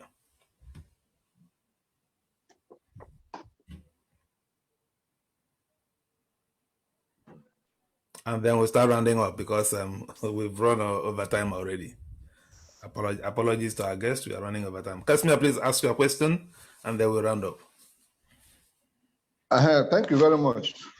Hey, Nico, let me start by greeting everybody. My Leonard friend. I send my greetings to Emeka Emesere is there, and Ogeba and many of them. Please, I want to thank you for this forum. You know, the issue of these divisions and the Biafran family and the struggle is really a disturbing issue. And I think it's one of the things that is drawing us back from achieving substance. We go one step forward, they will go 3 steps backward. And I don't think we can achieve anything in this unity. This issue of who will be the boss or who will be the chairman or who will be, is really giving us a big problem. And until we come out of that, I think we still have a long way to go. But straight to the point, how do we come out of this problem? How do we reconcile? Because it's a pity that maybe the other groups are not here. I've only seen Barrister Mecca. Maybe if there is an opportunity to have them together in one forum, maybe this one speak, we're able to get, and then we're able to know how we can call them. Somebody must call these people together. We cannot continue to leave it like that, lingering. There must be a way to bring together all these factions and this. They have energies. They are all good. Both both the other person, they have something good in them and something negative. We can make use of those positives and get something achieved.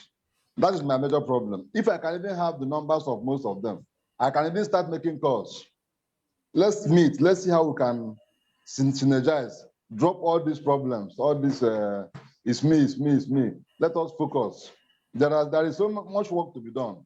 2023 is around the corner. We are still here speaking grammar and fighting. Before you know it, that one will pass, we'll continue again. And it's not taking us anywhere. Our governors are not equally helping, but it is only when we are united that the governors can hear you. When they look at you as you are just scattered, they will think, I don't want those who are just doing businessmen. But if we're able to have a joint and united body, you see, Motoku is a small thing. We can have better than Motoku in Southeast. But because of the way we are divided and scattered, ESN will come, which is good, what they are doing. Governors will say no. Oh, yeah, governors, bring out your own now. No way. Somebody must push them. Somebody must push these governors. I believe it is more of what we can do. It's not those people on the street. They're only looking for what they will eat. They don't understand the problem. It is me and you and others that understand the problem at hand. And we are the only ones who can move these governors to do the needful.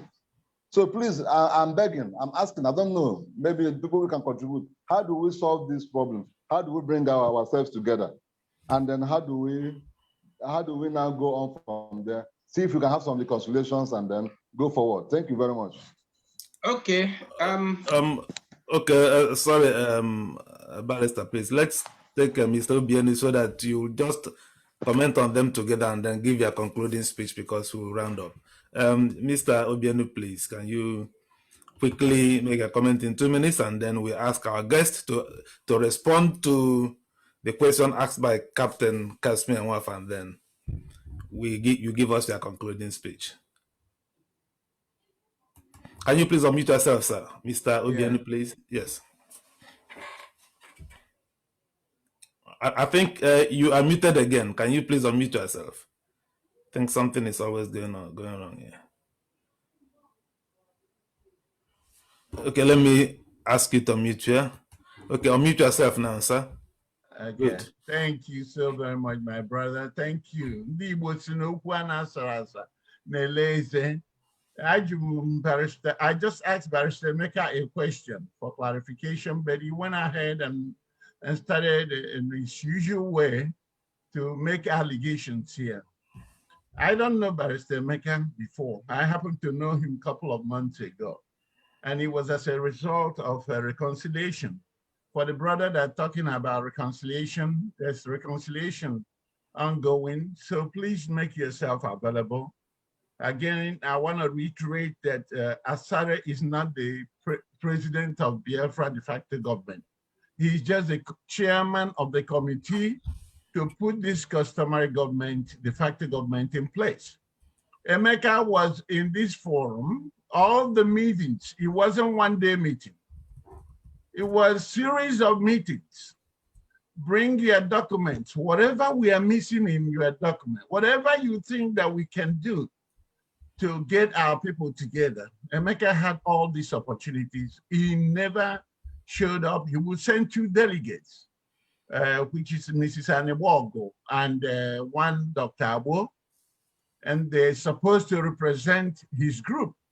We have Bim Masob, Chief Wazirike. We have BNC, which is about 14 different pro-Biafra groups.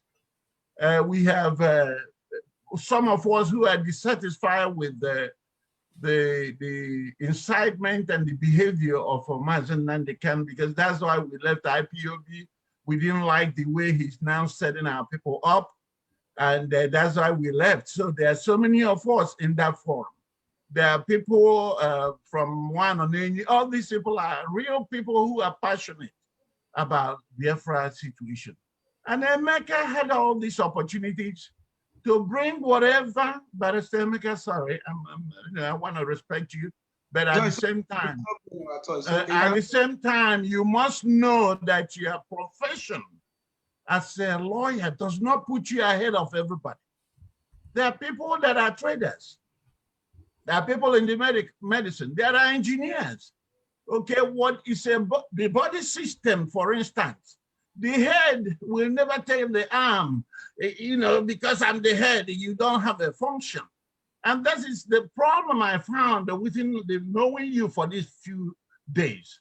You are so selfish on these issues. You are practicing lawyer, practicing London, and everything has nothing to do with your freedom. You can practice anything, and a Fulani man that is rare as a cow, boo-boos on your head.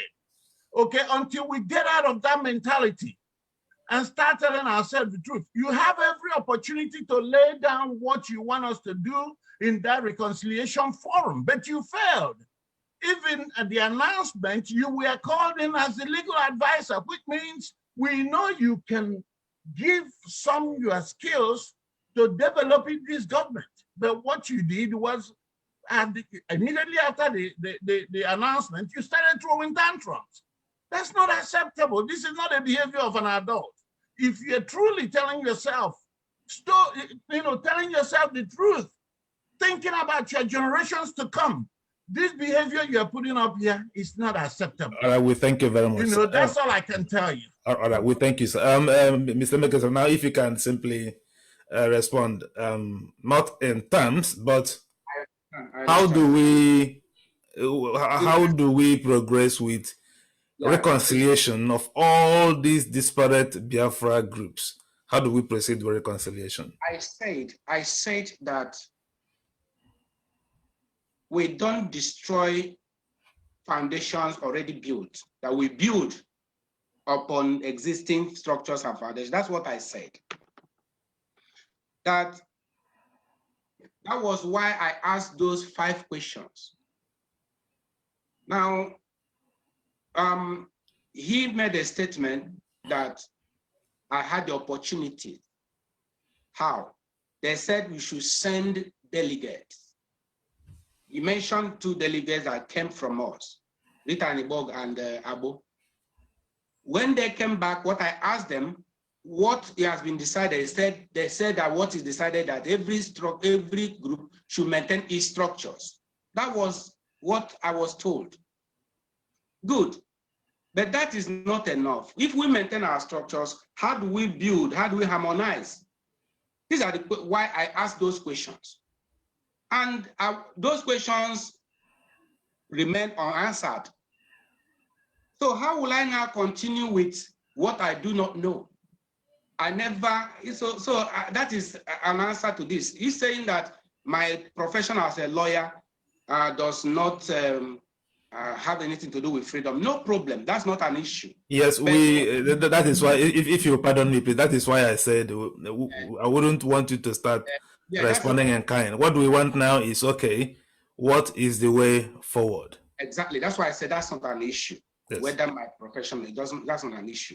Now, the way forward is we must build on the foundation of the elders. Yes, how can that be done? How, in practical terms, how could that be done? If you don't mind, sir. Fine. We will go back from where we started. We go back and start again and start building from where we started. So those who rejected the customary government of the elders must come back to the elders. In fact, customary governance is governance of the elders, by the way. So, and it's not just every person's, creating his own customary government. Okay, if you don't mind asking this, this elders customary governments, some of us will want to know who among them do we still have around, because okay, we know Elder Ikedife is no longer around. Ozobu, I think he's also no longer around. Then Joe Achuzia, I think Achuzia is still around. No, Achuzia is dead. Okay, so all these elders, most of them are now no longer with us. So who are the elders now who make up these elders customary governments?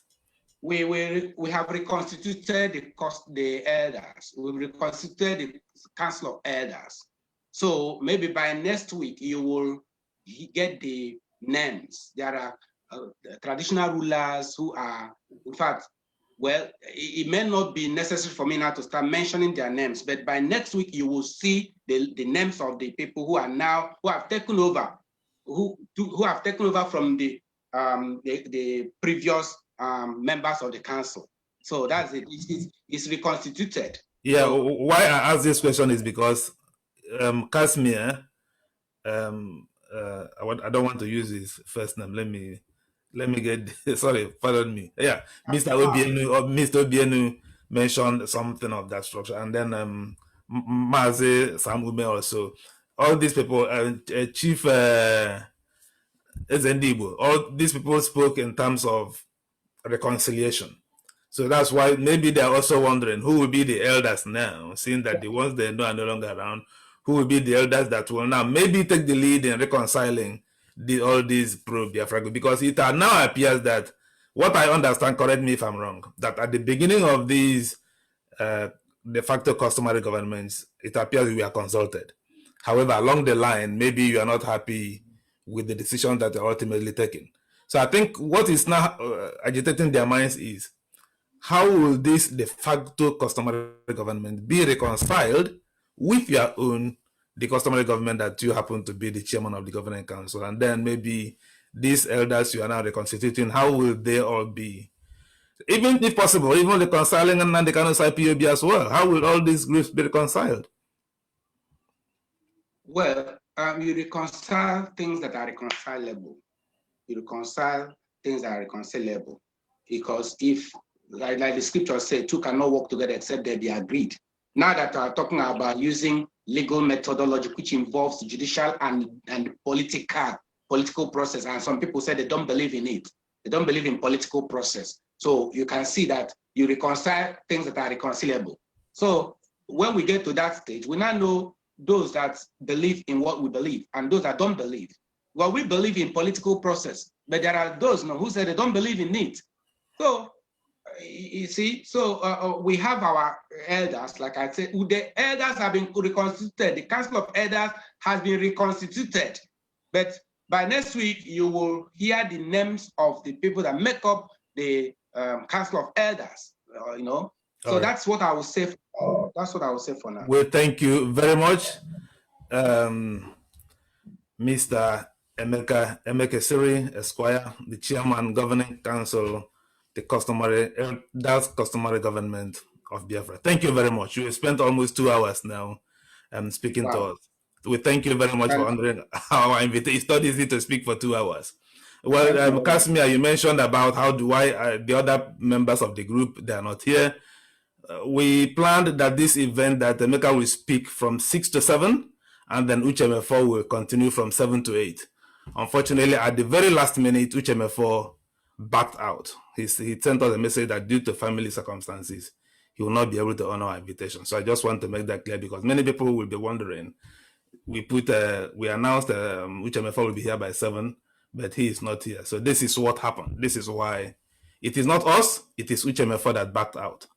He cited reasons. I don't know what the reasons are, but hopefully next time we'll be able to have him. And please, when we close, we will allow our guests to rest. I would please request that if you want to, please stay behind. There are sensitive issues that we will like to raise up, and we will see. We will not record it. We will not stream it live, but we'll just have that heart-to-heart conversation to see the way forward. Thank you very much, our guest. Emeka, thank you very much. We enjoyed this outing. Thank you.